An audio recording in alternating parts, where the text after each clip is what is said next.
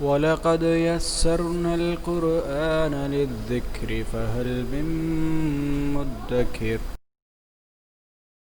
بسم الله الرحمن الرحيم.